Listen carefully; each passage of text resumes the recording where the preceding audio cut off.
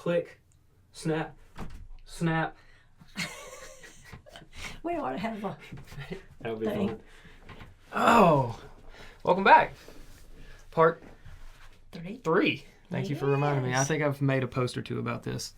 First off, thank you for whoever you are that clicked on this video to hang out with us for another episode of Social Therapy. It's been nothing but a joy and a pleasure to sit here and learn a new thing or two every time I sit down.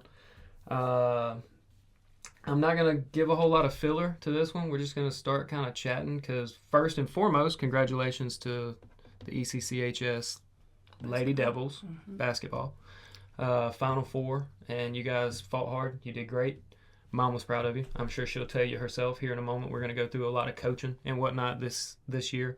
Congratulations to the staff, Coach Jones, Coach Bolton, anybody I haven't mentioned and don't know. Phenomenal job, guys. Like, we're building a great program and we're doing great things. I really see a hopeful for a generation of athletes that are coming out of Elberton that build, because we're local, man. Like, we fight hard against teams that have a whole lot more funding and a whole lot more recruiting power than we do, quite honestly. And it's amazing that we compete at such a high level that we do with the athletes that we home grow out of this town. It's an amazing thing. And it has always been this way. I don't know what it is. I mean, half of this story has been about Mom, who's from Elberton, who is a phenomenal athlete. And we could go on and on. We got Miko. We could go on and on. I'm going to miss somebody or leave somebody out if I just try to rattle off every great athlete we've ever had. And I've actually been lucky enough to play with and be around a lot of them. Growing up, especially Dad playing softball. As funny as it sounds, like slow pitch softball, there were some dogs that played solo pitch softball with Dad back in the day. Right. 706 boys, shout out. That's right. It's one of the greats. That's where Albert and Hart come together. I'm telling I think you. some Stevens County, Toccoa Yeah, guys, all around this area. Franklin, I think some. So it was just like a, surrounding county, 706 for them. They had a blast. I always did. And I was always out beyond the fence trying to catch the home runs that they hit every game because they would just go out there and slap every time they'd play. Yeah, they could It was play. fun. It was a lot of fun. Play. And then, obviously, thank you for doing this again. Oh, hanging you're out. welcome. You're welcome. Just coming to chill with me for a little while and talking about your life experiences. Right. Shout out, if you're watching this live or not live, on a video of some sort, shout out to my first mug. This is a Social Therapy duct tape. I'm just covering. For those who can't see, I have a beverage here with me. It's Saturday here in Elberton, Georgia, and we're just hanging out. So, but yeah, how you been? Doing good. Doing The good. weather's great. The weather is nice. I know. It's been a nice turnaround for just a little bit. Yesterday was a little rough. Right. Oh, we woke up and we had chairs that, like, I have like wooden chairs that sit in my yard. I don't know what to call them. They have a certain name. Rondine chairs. That sounds right. Yeah. But we have 4 of them. 2 of them Right. had been blown completely upside down and on top of the other chairs. I'm Like, sure. I mean, that wind was crazy. it was insane. Yeah. I told Dad, I said, I'm glad we got a basement because I'm scared of storms. No, you don't play. How many times you been hit by lightning?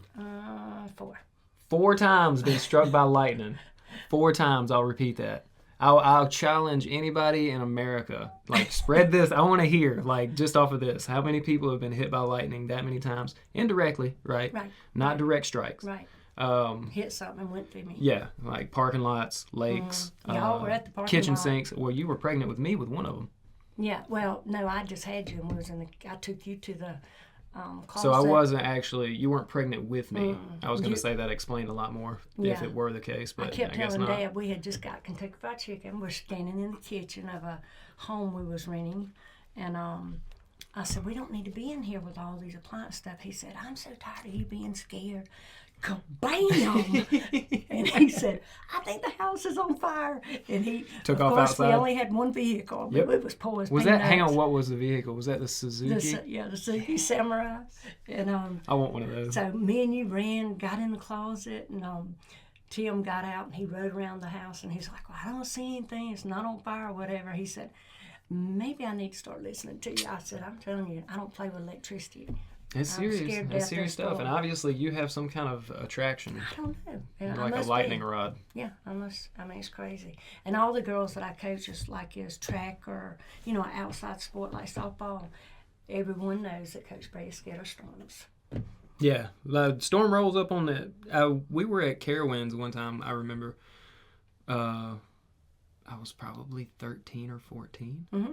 Yeah. And Because then we kind of let y'all go on. well, we were at the water you're- park. All yeah. right, and if you've never been to Carowinds, it's an amazing. It's like Six Flags, but it's right on the South Carolina North Carolina line.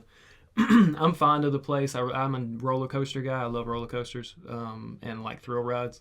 So we had done this like a few years in a row. Oh yeah, It's like our that's third or what- fourth year doing Every this. July 4th, we would go to Carowinds and nobody would be there. Yeah, and Yeah. then we would go to the water park. And this day specifically, it was like our last day there, or the day before the last day. We'd go to the amusement park and let y'all ride rides on one day, and then we'd go to the water park the next day, and then we'd go home. Yeah, so it was the water park day. Yeah, water And park. we looked up in the distance. We ain't been there but a couple of hours. Right. And we looked up, and there was like thunderstorms literally 10, 15 miles off. I don't even know if you could see that far over the horizon. I'm pretty sure it's close.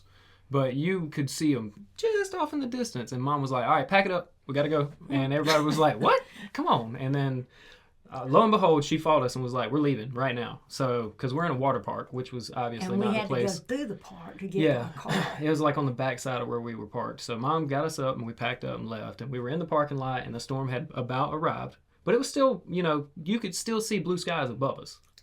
Right. And we were getting in the car. I remember Dad getting in and I hopped in and Mom was helping Cole change. And I gave Cole my Crocs. Yes. So Mom was barefoot. And as soon as Cole got in the car, Mom came around the edge and grabbed the door handle.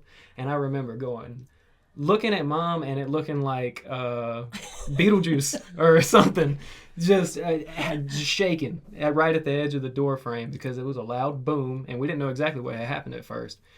And we turned around and she let go of the door handle after it felt like 10 seconds. I was hung on. Yeah, well, you couldn't let go. Lightning hit the darn parking lot and went through me. Yeah, you couldn't let go of the door and you jumped in and you said some choice words as soon as you hopped in, but she was like, that always happens to me. And Dad was like, what? What happened? She was like, lightning hit the parking lot and ran through me and then into the car. And then she was tremors. I was trembling and Dad was like, oh my God, Yeah. you and lightning. And I was like, I swear. That was the last time. That was the last one. That was the most recent. Yeah, that's the last one. That was the only one I remember, obviously.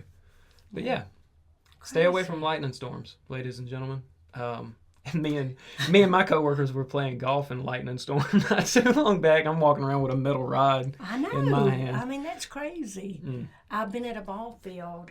We were playing in Columbia, South Carolina, and a storm rolled up. And I mean, I'm booking it. Timmy Green, all of us was playing for, oh God, I can't remember. It was a guy that sponsored us out of Walhalla. But anyway, they were like, Harper's gone. She ain't hanging around. Well, as soon as we got in, a tornado came over. Well, the team that was on the field, there was 4 fields, they just made them get in the dugout. Well, there was some girls on the back side hanging on the fence. Lightning hit it. And guess what? She ain't with us today. What? Yes, it killed her at the parking lot. I mean, in the park. I just can't. I mean, Robin Kidd used to laugh at me, and then she realized, you know what? She's probably this is right. Scary. This Lightning is is scary. dangerous, everybody. Yeah. So. Speaking of all the people that you were around, and especially Robin, Right. and whatnot. This one is our coaching years. Yes. How did you feel getting to watch, your girls that you loved and coached going through middle school? It wasn't your very last group, but it was one of your final groups the to come last through. group are sophomores. They'll be juniors next year. 'Cause Yeah.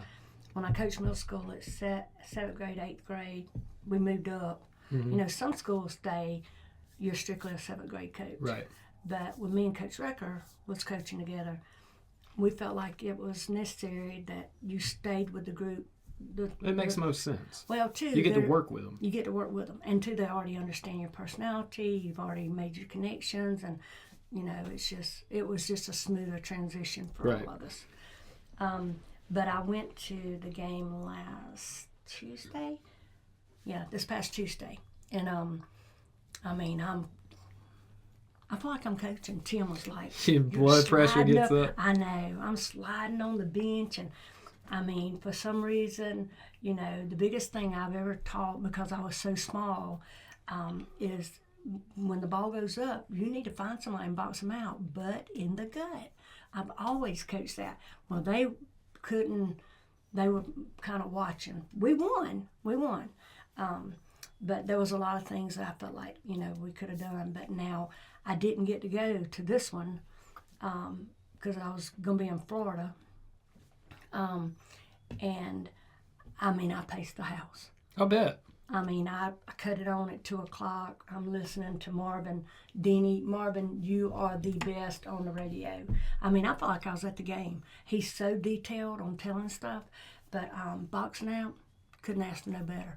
And the way Marvin described them, it was like we was playing a college team. Yeah. He said they were tall, they long, and our kids. That's kind of why I was are mentioning like that. 5'6", 5'7". Yeah. That's what I was starting it with. I think Benasia is the tallest. Maybe she's 5'11", 6 foot, but no more. Right. These are 6'2" kids. But we've always had to compete with recruiting schools. Once you get to that level, once you play, it just makes once me, you get to that upper echelon of like high school me, sports, because Cartersville was that way for us. Yeah, but my thing is, you're talking about small towns, Hartwell, Franklin, Elberton, Madison that we played, Banks. Who they beat, and then they got beat by Oglethorpe. Who am I talking about? Rayburn. We all, we're homegrown. This is our team. There's not enough funding in school to actually collaborate and be like, come here.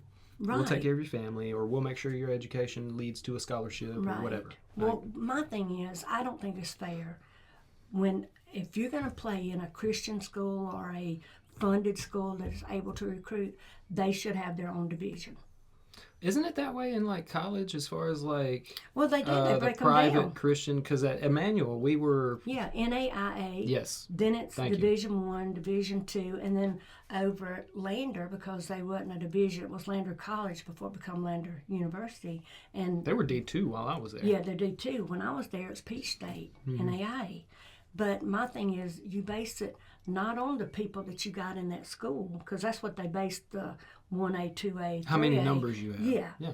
But if you're going to be able to pull in because you got it's a skill pool. You literally, if you have 3,000 students that you've conglomerated from the populace of Elberton, there's 30,000 people that are just common working class people that live here. Right. And then you go down to Atlanta and you have someone that's inner city, but they're only 3,000 students, and all of them have come from Florida, Tennessee, North Carolina, and it's because this college or school is known for its education or its sports program or its whatever. You get to a point where it's what you're gonna compete with. I agree with you. It should be a completely separate league. It just makes me mad. I get it, and I'm with it. I understand. It's just not. I just. Don't it's like loading a team. Yeah, it's I just loading, don't think it's fair. I agree. I'm saying it's not fair. I understand. That's my foot. Oh, I kept looking at the door. I was like, "Is my dog?" No, it's me, my foot. Okay. I get mad, I start rocking my feet now. I was like, what is coming up on my door right now? But anyway, yes, and we've got kids coming up. I went and watched the middle school, 7th and 8th grade, and there's some tall kids. And what gets me is, when you're that age, everything just looks kind of lanky. You hadn't kind of gathered it, but Coach Jones and them, they've got some kids coming in that once they all get from freshmen to, seniors, and he can collaborate a group, he's going to have another good little group coming in. That's what I'm saying. I hope that we have a foundation that we're built upon. Yeah. The group that I have, the sophomores, but one of the freshmen, she got put in a game. She's a freshman. She got put in a game, and she did a phenomenal job, Belcher, and she's got some height on her. But it's just getting them in the game and just giving them floor time. Yeah. Well, experience is the best teacher, right? By far. Well, that's why I always started my practices. When we got in the season, we started playing. On Monday, when we got to practice, I'm like, if you want to be a starter, it starts over. I don't have a set 5. Right. You work your way to a start. And then 2, which all the kids knew because I let it be known, in middle school, I think if I see that I'm going to start having some of the same 5 start, I pick a kid that's earned their way, would be like the first sub in. I go ahead and let her be a starter. She gets experience being on the floor in the tip ball. She gets her name called out. I just feel that gives them some confidence to get them to say, I know what it feels like to be a starter. Right. Especially at a young age. Like I always told my coaches, you can either make them or break them. And how you handle them is what you're going to develop. Right. So I'm just kind of like I did y'all. I mean, y'all just, we get home, you worked on things, and you gotta earn it. Right. But yeah, where did you start coaching? My first coaching job was with y'all. I coached y'all out at Camp Harmony, and then I realized that y'all were talented, and really had a passion for it, and you were going to be a good little athlete, so we went to the rec department.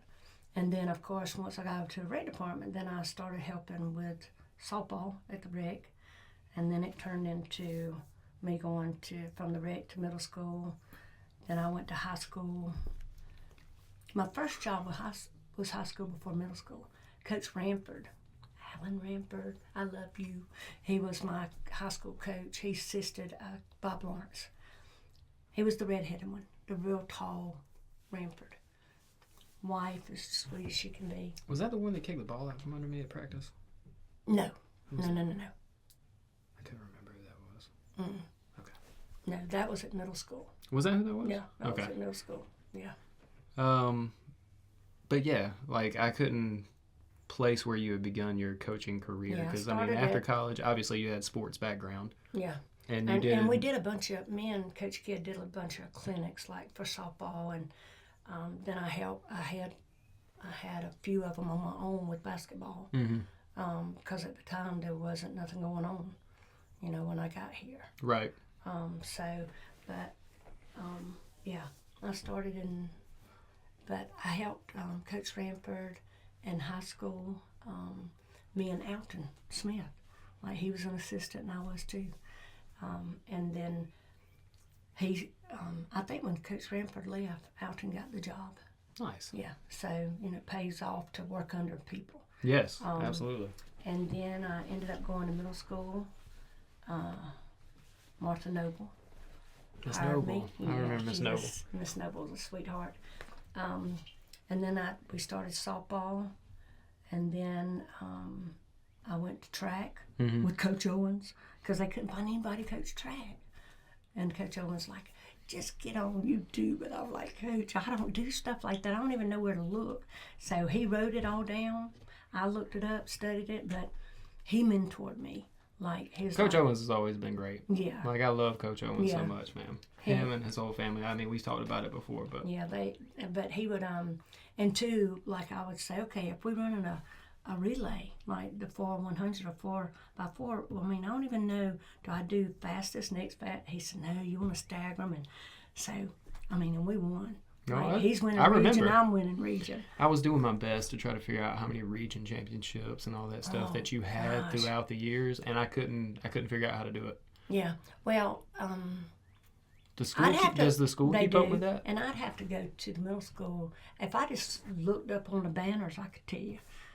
Because I'd like to know, like, over your coaching career, right, between softball, track, and basketball, how many regions that you ended up having. I probably ought to just get all my clothes out at the bottom of the closet. Well, you don't throw anything away, that's for sure. No, so just lay them out there because all of them's on there. Region chap. We had back to back in track. I remember that. Back to back. That was good. That was a lot of fun. Those were the fun days. I don't think I was there for your back to back years. I think that was after I'd gone. I was either in high school. You were in high school. I was in high school, so I was playing baseball. Yeah, and when I started seeing you standing up there, looking at me, I told Owens, I said, I can't do this. I said, I'll stick with softball and basketball. I'm going to have to lay track to the side because I need to be up there being a parent. And I quit. Coach Recker took my job, and then when she left, y'all had graduated. You came back. Right back to track. Yeah. So it worked out. So. Yeah, my baseball years, that was probably my most fond. I had a lot of fun at Emmanuel, don't get me wrong. I met a lot of really cool people, but I did not have the greatest baseball experience at Emmanuel. And it's nobody's fault, I don't believe specifically. It's just the way it played out as far as my athletic career. But if I'd had the confidence in myself coming out of high school, I wish I'd have walked on at a big school. Right. And just gone out there and did without money and been like, well, see this that. is what, but I didn't know. Well, see, that would have been me. I would have never walked on at Lander. I ain't picked the glove up. In 10th grade, I set that to the side and picked up my basketball and just kept rolling with it. Yeah. But I would have never done that. He said he needed me. I thought I was just going to run bases, and then he seen I could actually catch the ball and throw it. So he was like, I think you can help us. Yeah. So that's how that rolled out. It wasn't with confidence. Yeah. You know, so, I mean, my confidence was in basketball. Right. And if I got beat, I mean, I'd play anybody. And see, that was the thing. Like, I had baseball that was like, I knew I was good at it, but I never had confidence. I never was like, I'm better, or I'm good enough, or I always felt like I had to be. I was never big enough. Always trying to prove something. I was never big enough. I didn't have enough height. I didn't have enough weight. I couldn't power lift. I couldn't hit far enough. Can't run fast enough. There was always something that I wasn't doing enough of. Well, I was always told I was too small to play college ball. That was what I was told my whole life. Yeah. You're too little and to do any of it. That's okay. I'll get it. You know, I wasn't a shooter. I think I told you that. Oh, I wasn't either. My whole team that played with me all the way through middle school and high school, Taheem and the whole lot, Keldrick, who I seen recently. Shout out Keldrick. Appreciate you for them box springs, bro. But yeah, they all knew I couldn't shoot. But I could pass. I could play defense. Now I can pass and play defense. That's what I was good at. I mean, I had quick hands. I had a good eye for the floor. But yeah, I wasn't a shooter. I always made sure Kim Fuller, she was Kim Allman back in the day. She was my shooter, and Cindy Partain, Darlene Willis, Sarah Allen, Michelle. Let's see, Linda Gaines. Who I told you I still even got a letter she wrote me. She's one of my class. She was, I don't know if she graduated with me or was she older than me, but she had a tragic death, and she always took her home from practice. Her daddy would always be on the front porch and say, "Thank you so much, girl." I said, "You're welcome." You know, I always try to be nice ever since I was a little girl. Well, you remember, y'all got on to me for giving that guy a ride out to Pyramid when I was in high school. Oh yeah, your dad. Homeless cat. Yeah. I gave him all the change in my car and all that good stuff. But things are different. But dude, even looking back, that was dumb. Yeah. Like looking back, I could have gotten a lot of trouble or hurt or whatever. Yeah. So I understand now, but that was me. Like I was always like, no, I'll help you out. Come on. Yeah, and that was me. My grandmother used to say, "You're gonna pick up somebody and you're not gonna be found." Yeah, that didn't dawn on me. It didn't dawn on me either. I didn't think about it. But now that I'm older and I have kids and looking back, and too, society's a lot different than it was when we grew up. I mean, you could go play in somebody's yard. What do you think that is? Drink out of their water fountain, or if you're in the yard and they see that you're hot, they're like, "Come on in, get you some water." Yeah. People are not like that now. No, and I can agree with that. Like especially my generation and privacy but I feel like it's kind of, and it's not something to blame, but there is very little privacy as it is in this world. Well, like every phone you have, every bit of data that you send, all the messages you have, and we've been conscious of this, and we just seem to accept it for what it is. Like we're ever since 2001, and I'm not going to get political or anything like that, but since the Patriot Act, and all these good things, we have accepted surveillance as a part of our lives. And I think my generation just wants our home to be the one place we have control over. And I honestly don't know what it is, because I'm that way. I'm not going to lie. Like, I am a social being, but when it comes to my own home, like I'm weird. And I don't mean to make my neighbors weird about anything, because I love my neighbors. I mean, my dog's been running into both of them's yard recently, and I apologize, guys, Tony and Jeshua and everybody. But it's just, and I think mine, again, probably has a lot to do with, I did ADT, so it was a lot of social work where I was always in somebody else's yard, always at somebody else's house, and I was not welcome there. Right. And then being in maintenance and sales in Atlanta and living at the complex that I worked, and people knew where I was. Mm-hmm. No privacy. I had no privacy. Yeah. So I'm super aware of that now. And I'm just weird about it because I always had people coming to my door. Not only was I the ADT guy that went and knocked on other people's doors, I was the maintenance guy, and at 2 a.m. when their toilets were clogged and they couldn't get somebody on the phone, they would come knock on our doors. Sure. It's upsetting, So Yeah, I'm super weird, and I probably should come off of that high horse. Well, my thing is, when Mom and Dad were, where we were raised at in Sunny Acres, I remember one time somebody said they pulled in at Joe Bond's store and said, "I'm looking for the Harpers." I said, "Oh, well, go down 2 streets, the 2nd street to the right, turn, 4th house on the right." He said, "It'll be the one with all the kids in it." I mean, everybody congregated at our house, and I think because Dooley, Kyle, and Tammy, we all had different friends, different ages, and so everybody had a playmate. And sometimes I had more than one, because I'd have Lisa or Rhonda or Beth or Lynn. Somebody was always playing with us. But then when, and so I didn't gather that I couldn't go in Miss West's yard or Mr. Hickenbottom or whoever. We just was running through the neighborhoods, and people were nice. It wasn't like it's get out of my yard. Yeah. But then when we go to Greenie's, we're on North Oliver Street, and people are walking up and down the sidewalk, but they would decide to cut through Greenie's yard to go to the ball game, and my grandmother would get very upset. That's the first time I realized that. So me and Corrine are the same. You and Corine. Me and Corine the same. same. Being in your because I'm not, like I said, I've grown into that person. Because I used to be, as a child, I always had people over. I couldn't be by myself. I was always in need of people. Yeah. I didn't do well alone. And Cole would be by himself for weeks and be fine. Yeah. So you and your dad are a lot alike. Well, in my older age, I've very much transitioned. Yeah. Now I can be by myself. Now I don't need anybody for anything, for any reason. Yeah. And it's not being mean. Myself. I'm just cool by myself. Me too. Me too. I've had enough social interaction. Mm-hmm. And I'm doing a podcast now, so I can socially interact with a lot of people that I don't know. So this is kind of counterintuitive that I say all this and then back it up with that.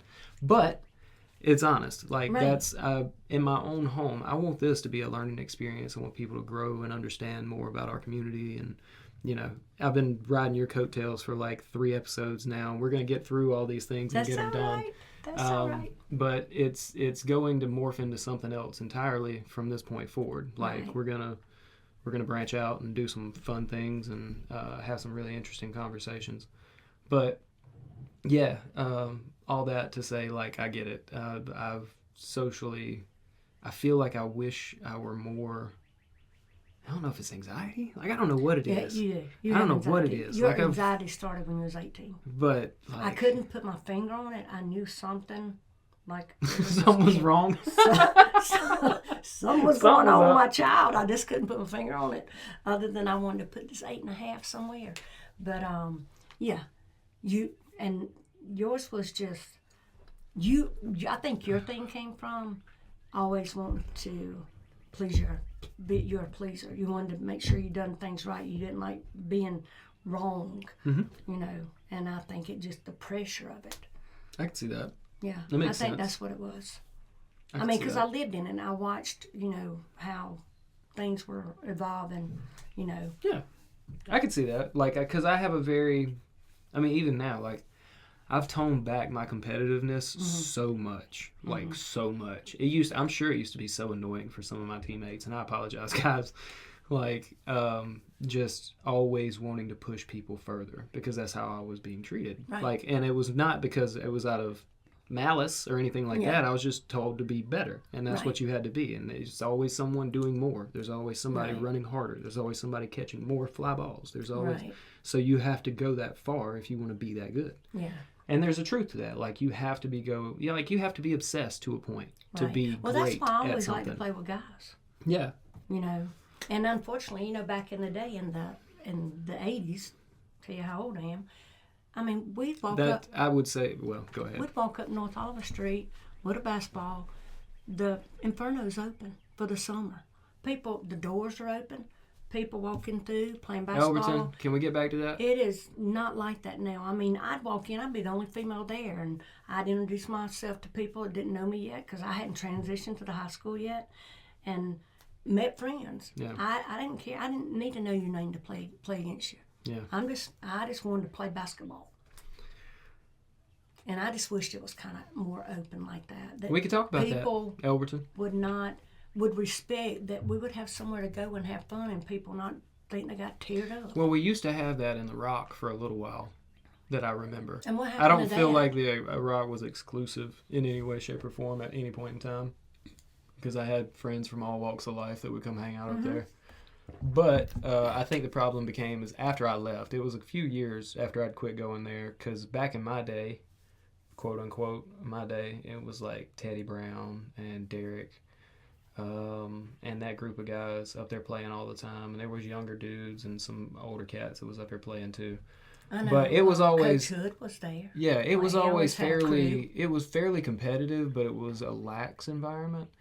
And then somewhere a few years after that, I think things started getting stolen. Like cell phones kept going missing, sure. and I'm sure it was just one group of people. I'm sure it was one, more or less, one person or two people Right. that would figure out, okay, I could come in here and just sit 'Cause next to people's bags because nobody's watching them, Right. and steal from people. And then after that happened a few times, and this is all hearsay. I don't have factual knowledge on any of Right. this. I'm not saying that's exactly what happened. I just heard somewhere in my deep history of, because this has been at least 10 years. Yeah. At I mean, least. I ride by there. It used to just be so many. Well, there's still people now. that go there, like Wednesday night church. Like they have a recovery Yeah. That's on up Thursday, there, Wednesday and and Thursday. I mean they're still doing great things in the building. I'm not saying that Right. it's useless, because that's not the case. But I do miss the aspect of like our public having a place to go to just be sports oriented. Right. Because I mean, even McWilliams isn't that, because you can't go and just go play. Like it's taken for the most part. Or when I used, and they're taking care of the place. I'm not shaming, like I'm not trying to say people aren't doing their job. Right. But I remember me and Cole used to go out there, and if it weren't for Cole being on the soccer team and having, legitimate reason of being like, I'm out here and trying to practice, they would not want people out there like just playing on the fields, because they want the Right. grass to stay nice. And I Right. get that. But where do, like, the public do you has to go? have somewhere, Right. We have to have something to do. And I know people used to say, well, where's Shaz and Cole down? I'm like, they're down at McWilliams kicking a soccer ball. Yeah. And I'm glad y'all had somewhere to go that actually had the Well, I mean, there was screens. a few times we get out there and, somebody be like, come out there and be like, hey, what are you guys doing? And Cole have to be like, I'm on the team. This is my brother. He's feeding me passes so I can Right. practice, whatever. Right. So, but And I again, hate and that there, it's I feel gotten like like it's that. just probably open communication. I'm sure if someone just asked, would probably make it happen. But it's all in who you know, and there's a good and bad to that in Elberton. Oh, this is gonna get nice. This might get juicy quick. I'm just being serious, Right. because it is like Elberton is very much it's who you know. Right. There are some people that can get things done and get things done for them very quickly because of Right. the people that they know. And if you're not people that you are people that know people, you're kind of shit out of luck. Right. And you get put at the back of the burner. Right. So there is a little bit of that in this town that, I wish we could work ourselves out of and just And I mean, that's be, just like be me. equal I'm not opportunity. I'm not going to say names, but that's just like a group once my basketball season's over. Mhm. Sometimes they don't want you using a certified school building, but we have extra buildings now that are not school related, but we still have the gym, and we still can't use them. And I coached, like I would be there to monitor, Right. like people. Was that state? You think that's a state thing, or was it like I a don't local? know. I don't know. 'Cause That's why there's I said always- if I ever won the lottery, I would build a facility with, tennis, I've got ideas. basketball, you I've name got it. plans. I just need money. I That's don't have right. money. That's If I had right. money, because I'm not going anywhere. Hey, Overton's going to be my we home. keep praying about it. I promise you, God will make it happen. Well, I've got ideas. Yeah. I got real ideas, and I got legitimate There ain't grounds nothing and God like. can't help us get done. I'm serious, man. But again, it would take People, people. It would take. investments. Well, I mean, it just take faith, man. Like it would take Right. folks being like, all right, this is something that's feasible. It's something that we could invest our money in the community and actually make an attempt at. And if we did it and it worked, it would just bolster the programs that we already have success in this town. Right. And it would give the public a place to go. to be active and to get out and it not cost you a dime to go. Like you just go and it'd be a facility to be in, like a YMCA, but without monetary need. Like it's just, I mean, I'd run a nonprofit for something like that. I would too. You know, like I would invest my because I love kids so much. I invest my adults. I at this point in my life, I'm only 30, so I have hopefully a lot of life ahead of me. But I just can't think of anything more important to invest in out, because people, I mean, money's a thing. You know, you can't do anything without money. That's what the first, like, you got to have money to even start these kind of endeavors. But money is so tertiary to what I think about nowadays as far as what I think success is and what I think quality of life is. And, you know, just all of these things that make a good human. I don't think money has very much to do with it. No, if anything at all. If anything is contrary, the more money that you get, the more corrupt or mindless you may get about your thought process, because you get detached. You don't understand what it's like to struggle, or you don't understand what it may be like to walk in those shoes. And it's easy to say things like, well, you know, how can you not do this? And you'd be like, well, bro, you know, it's a little harder out here for some than it is for others. It is what it is. And we all it is working, what it is. And we still ain't got no more money but than we had. I would invest in a nonprofit, or not invest in because I don't have the money, but my time and effort into something like that. Like volunteering. Because I think this community needs things like that. But yeah, I've got ideas, and there's the fears of, like, especially in Elberton, like, you want to speak these things into existence. Like, I'd love to tell you my plan right here, right now. Boom. But it'd probably step on somebody's toes. It would probably upset someone in our community, and then that someone have someone else's ear that would be like, well, we can't allow this to happen, you know? Yeah. So you have to be almost subversive about going about some of your business, because people will try to stifle it in Elberton because they don't like it for one reason or another. It's just, that's the angst. No, it's the angst of this community that I'm starting to like. And it's not, and I hope, you know, honest to God, I wish that I would say all this and then somebody be like, that's complete bullshit, Chaz. Like, that doesn't actually exist. You just need to go through these channels. And I would praise that and be like, good. Well, maybe I would love to find that out. But again, I just have seen throughout the years, like, and I've talked to people, like, there's things that I wish this town would want to do more for itself. Right. Because it has that potential. But we would rather... And it may take the younger generation. Well, there's a lot of good people out here, like Hannah Evanson, Mackenzie Wilder, y'all got all the young shop owners right there on the square. Like, all of y'all are doing great work. I appreciate every one of you that's up there trying to do something more for this community. People that have been a part of this community forever, like, there's nothing wrong with Elberton. Elberton just has potential. It's like a firecracker in your hand. Like, we have so much potential energy, and we just don't do anything with it. Right. We just sit on it. It's like we're hiding it. We do that intentionally. Now, I am not trying to. Again, this podcast. You know what? This podcast is very quickly becoming outside of your coaching thing, okay. But that's part of that's part of the podcast but process. That's what a podcast is. Yeah, it's a conversation. Listen, it's a real conversation. My suggestion. Yeah. We'll get through my coaching. Yep. Today. Then we'll come back and we'll go do my cancer. But what we're talking about right now should be your next one. Just your vision of what your podcast, what you want to do. Well, I kind of hit that on the pilot a little bit. Like, I was very vague because, again, I don't want to pigeonhole any of this. Like, I don't want people to, immediately, one way or another, when they come on to this podcast, because it's not. I'm gonna have a very wide range of people. Right. And walks of life come on. And that's what you need. There's a lot of wide range people that live in Elbert County. And I'm probably going to have somebody I find coming home from work one day that's walking down the street and be like, hey, bro, come tell me about your story. And that's right.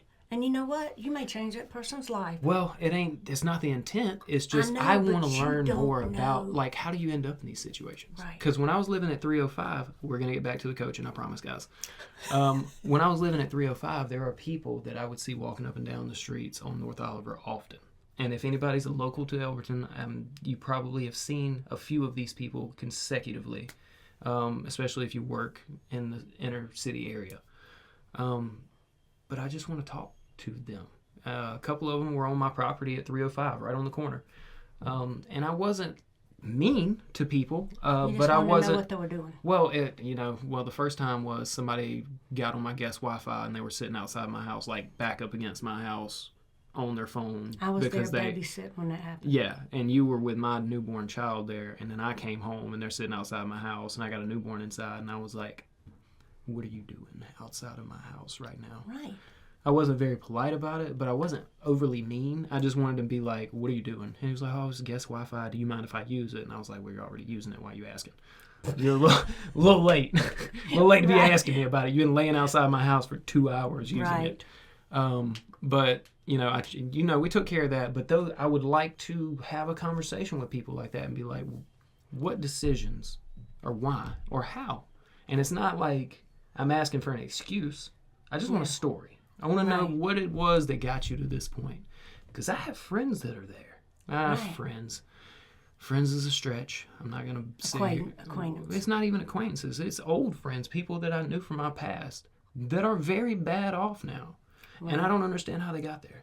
Right. Because they had good upbringings. Right. They had everything. They had all the options available. Right. And they chose to go that way anyway. Right. So some of these people may give me some insight. I'll be on that one when you go there. Well, give me some insight on why it is that you ended up in this place. Right. I don't know, but I had some friends to do that. And, of course, they'll tell I'm you curious. Kim preached to us. I told you. I try not to be preachy. I've had friends tell me I get preachy. I wasn't preachy. I just said, look, my grandmother said. Yeah. And everything that ever somebody did wrong, my grandmother said, and I know y'all heard a million times, I said, well, my grandmother told me this, and this is how we're going to act. And you and Cole both said, sure wish I knew Granny. Yeah. I said, honey. I know I've said that at least 100 times. She was very knowledgeable. She knew how to get things across. She wasn't rude, but she talked to you like a human. She didn't scream and holler. We had enough of that when we was growing up. Yeah. She was just a humble She Christian meant what she said, lady, and she was very structured, disciplined, and family oriented. And I try to whatever emulate said, you that. could put it in your pipe and smoke it. Well, I really try to emulate that. Like, I try to live by that. If I say it, you can best believe I'm not lying to you. I'm telling you the 100% truth. Right. I'll tell some stories, and they're funny now, and I wasn't trying to be mean. Right. But I'll tell some stories about I mean what I'm saying. I'm not joking. I'm not joking. Right. But back to the coaching. Did you have a favorite sport? Did you have a favorite one to coach? We're gonna have we'll have multi-part questions within this. Yeah. So you go ahead. You ask me questions and I'll answer them. I got you. We'll hit some basketball. rapid fire.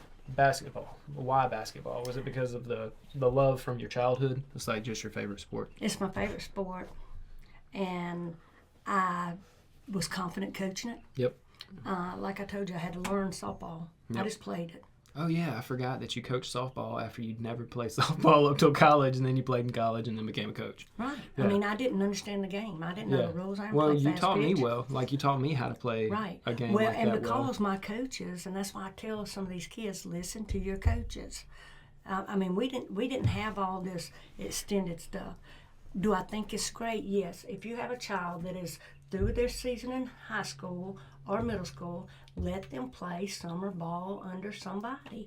The only thing they can do is get better. Yeah. Don't feel like you got to rat hole everybody. Yeah. They're improving your team. It's going to help you in the long run. Yeah. But a lot of coaches don't see that. Here's where I would. Where you teach I me would because it's not teaching. It's not teaching at all. Not teaching. What's your thought process? Devil's because advocate. Me and you done it. Devil's advocate. Okay. It's because, in my honest opinion, that you can't trust other people to teach the same methodologies that you're teaching. Right. So if you're truly trying to work, and that's, all right, so the coach that you're talking about, the person I'm talking about, is someone that's dedicating at least 3 or 4 years to a singular team of people, like a group of 11. Right. If you don't have that amount of time, this is irrelevant. Right. But if you have that amount of time, like you're a college coach or high school coach or something like that, and you have real methodologies of how you swing the bat, how you run the bases, how you think about the game, where your cutoffs, and you're different from most of the standard ways people teach it, okay, I get it. But if you're not, and because I'm not going to lie to you, this might be a little, I'll get into my own coaching. Because all I do is T-ball now. I'll tell you this. We'll stick to what. It'll help them. But I agree with you. People get mad. My grandmother said, you always learn. No matter, at any age you can learn. Yeah. I was taught to throw, hit, run bases a certain way.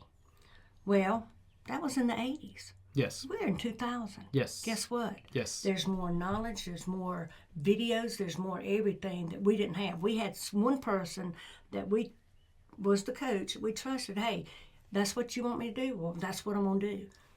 And, Lander was a successful softball program. Lander's a very successful, like, I hate that I didn't get to play a Lander baseball, but I wouldn't trade my life that I have. If everything hadn't aligned the way that it had, I would not be where I am, and I would not trade that. Well, that's just literally like for my entire, nothing. I wouldn't trade it for anything. When I was getting ready to graduate, I had an opportunity to play overseas college ball. Mm-hmm. You know why I didn't go? I was scared because I didn't have nothing to come home to. Yeah. At that point, I had no home. Yeah. Where was I going to go? I mean, I was scared to venture out on my own because I didn't have a mom, a dad, a granny to support. And I'm sure I could have leaned on Dooley, Kyle, and Timmy, but I was scared. Yeah. And I was like, I'm not doing that. So I stayed in Greenwood a little bit longer, came home, met your dad. Wouldn't take anything for it. Right. I have y'all. God had it all where I need to be. Right. But my thing is with the kids being able to be playing on a travel ball team or whatever, don't get caught up of what they're not teaching or they don't teach like you.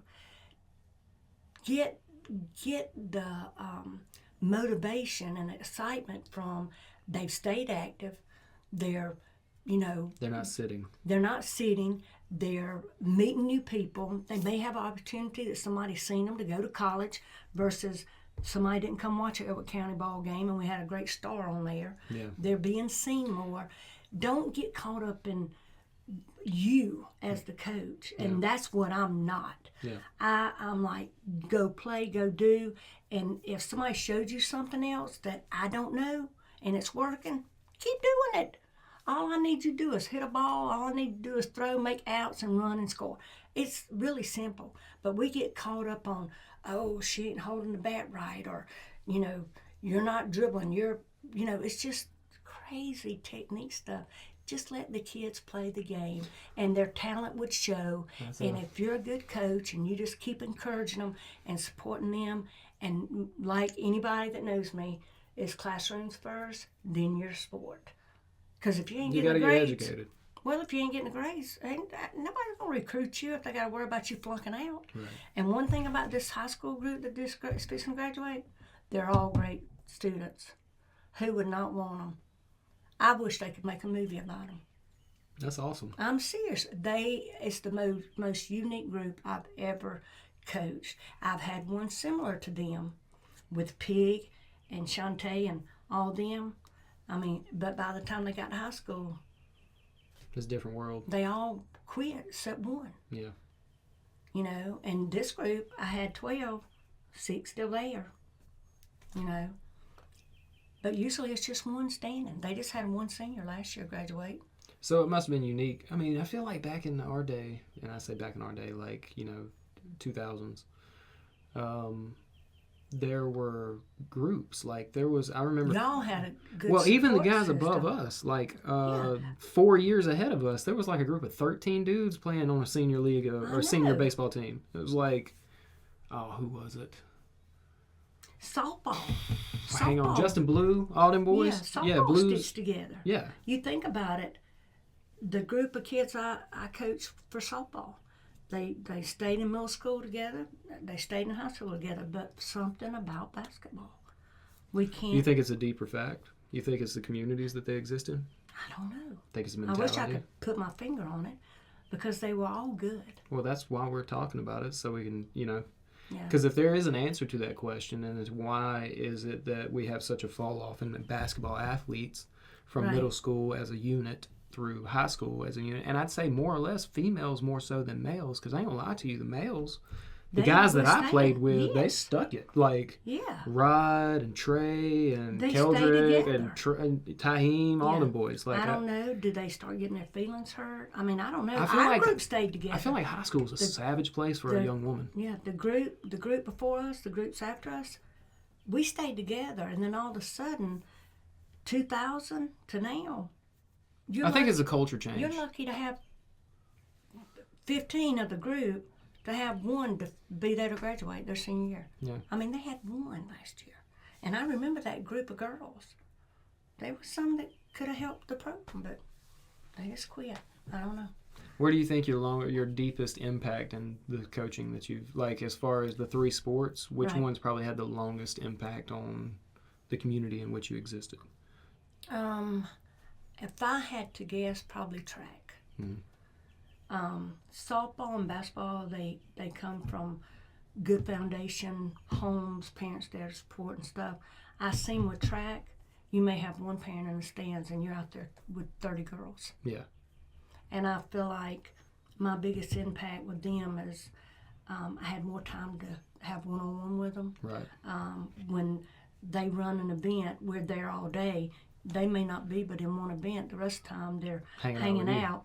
We always had a canopy. We had food. I mean, I try to treat them like they were my children. Right. And well, people always appreciated you for that too, right. And I'm sure they did. Right. And I just, I think my biggest impact with those girls, I think all the kids that I coached, any sport, if they allowed me and brought their shield down, I think every kid liked me, but maybe one that I can put my finger. Well, you just hit something I want to ask you. How do you get through that shield? How do you connect as a coach? Trust.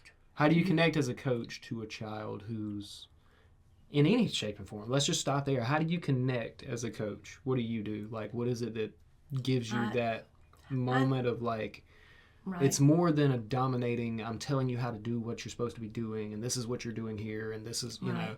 It's all in how you say it, how you communicate with them. You can't go like one of the ladies that I coached with always said, you can't treat them all the same. No. They're all different. No. They all have different personalities. You got to figure out which one you got to get up in their butt with that you're going to get something out of. And then you got to figure out the next one that you go to holler at her and you see tears in her eyes. She's going to be the one you're going to have to put your arm around and start talking to her in a calmly fashion, and you're going to get something from her. Everybody's personalities are different. And that's why I always said in middle school, I always felt like I was better there because I'm either going to make them or break them. And there was so many being broken from how they were being taught to that by the time I got in there, I felt like, men, you can't go at a girl hard. There's some that can, and a lot of them you can't. I mean, I helped you coach a little bit. I'm boisterous, like I'm oh, loud. Yeah. I'm very loud. And they like it, but it's all in how you... Well, I learned that because I'll never forget, and I wish it was Coach Brown. Was it Brown? Mm-hmm. Coach Brown. I only played high school basketball for 1 year. I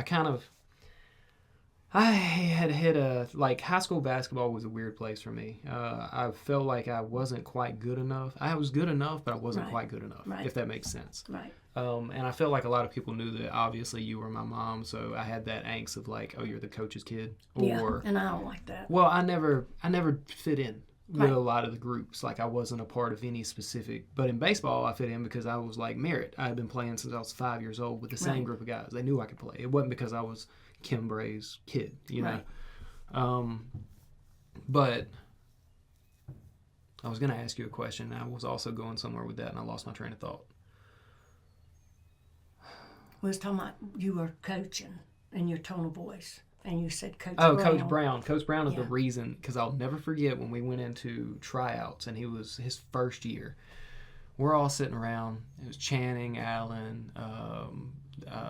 That was our lead group. I don't think JG and them were there. I think they were gone because that was a few years ahead of me, or ahead of Channing even. I'm trying to remember the group that was a senior at the time, but it was me, Dylan Matthews, Blake Hall, Cleet Brady, I think, was in there with us.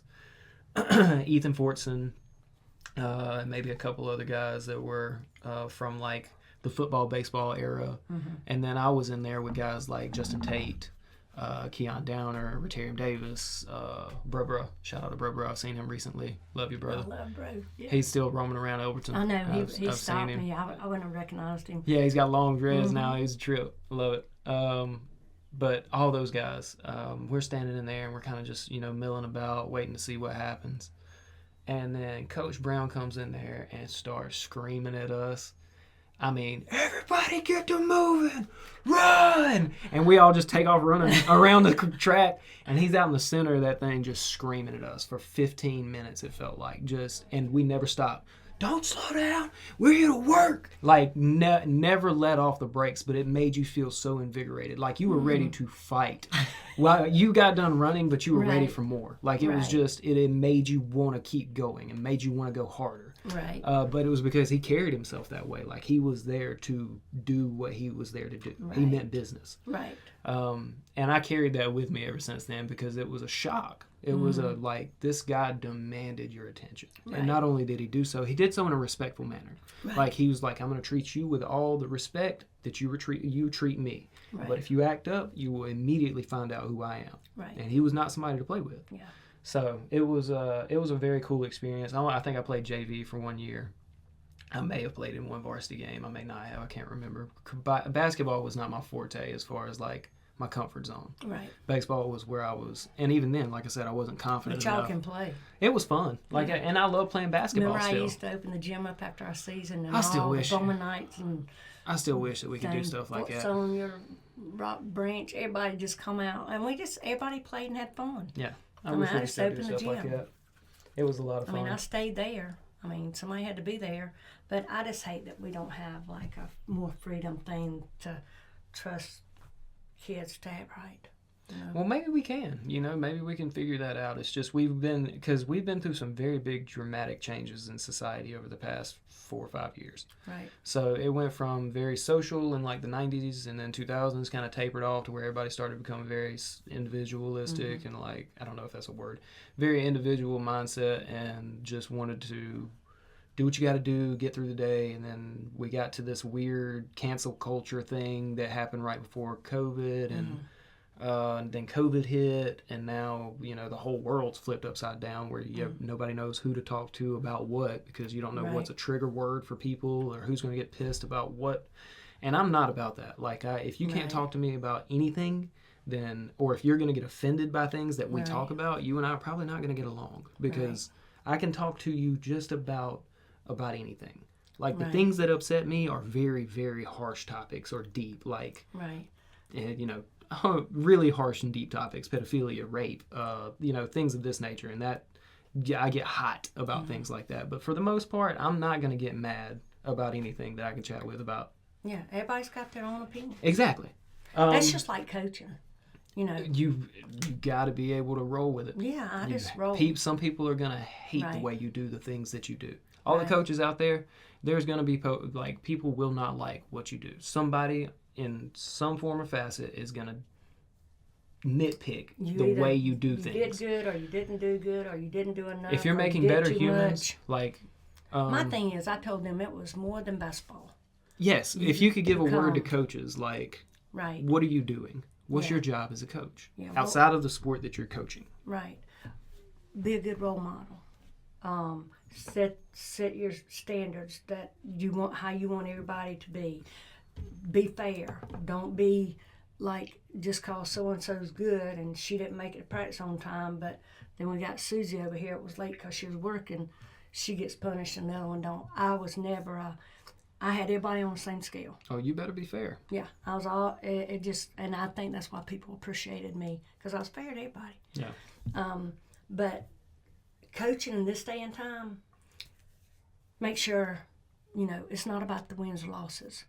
They become good citizens. They learn to be disciplined and structured in school and their sport, building character, teamwork. You're going to have to work with somebody when you get older. Yep. Can you take direction? Can you take criticism? Yep. These are the things that we can ease these kids into this and know how to handle it, because you're not always going to do stuff right. But when you're told no, you can't blow up. Yep. But I try to just teach the girls how to be respectful of themselves, treat everybody nice. The main thing is their parents. I was big on, I had a girl one time, I probably have more than one, but one thing I can remember, and she hollered back at her mama in the gym, and honey, I come unglued. I bet. I said, don't you ever speak to your mother in that tone in my gym or ever that I'm around. I said, that's disrespectful. That's your mother. Yeah. That's the way it should be. And her mama looked at me and says, you tell her, Coach Bray. But I'm like, you get what you give is what you get. Yeah. You're going to act crazy, you're going to get crazy. Yeah. I mean, it just is what it is. But respect is earned, and I'm always going to give right. it. Don't get me wrong. I'm going to give respect. But the second that I feel like it is not reciprocated or that you don't respect me in the same way that I respect you, right. That's it for you, Hoss. Yeah. I can honestly, and that's now. 4 years ago, I'd have given you a chance, given you another chance, given you another 5 years ago, another chance. But since I've had kids and I got others that I look after, that's why I mean what I say. Like, I mean what I say. Right. Last thing, do you think there is a way that we can get the public to give us a lot of money and we can get a sports thing going for Elberton, Georgia? You think that's plausible? Yes, and amen. We'll work with that. That's right. Oh, all right. Well, that's Listen, thank y'all for joining us. I mean, if y'all enjoying it, I appreciate it. My son's something he's wanting to do. I just happen to be on his agenda. But we will come back with cancer. And we're going to talk a journey. Now, you that's might going to want be a to rough get your one. Kleenexes because I probably am going to be a little emotional. Well, we have to stagger them, but this next one will be our finale. We'll finale with the part 4. Mm-hmm. Part 4. So we'll 4-part for Kim Bray. But yeah, everybody that took the time again to tune into this and check it out, especially if you made it to this portion of the show, thank you very much. Right. I love you guys. I hope that this again becomes something that I do nothing but just kind of show up for, and everybody comes and hangs out with us, and we all learn a new thing or two each time we gather. So thank you again. Social Therapy with Chaz Bray. This has been part 3 with Kim Bray. Thank you, Coach. Thank you, Mom. Welcome. I love you. I love you too, baby. You have a wonderful day. Thank you, too. guys. Y'all enjoy it.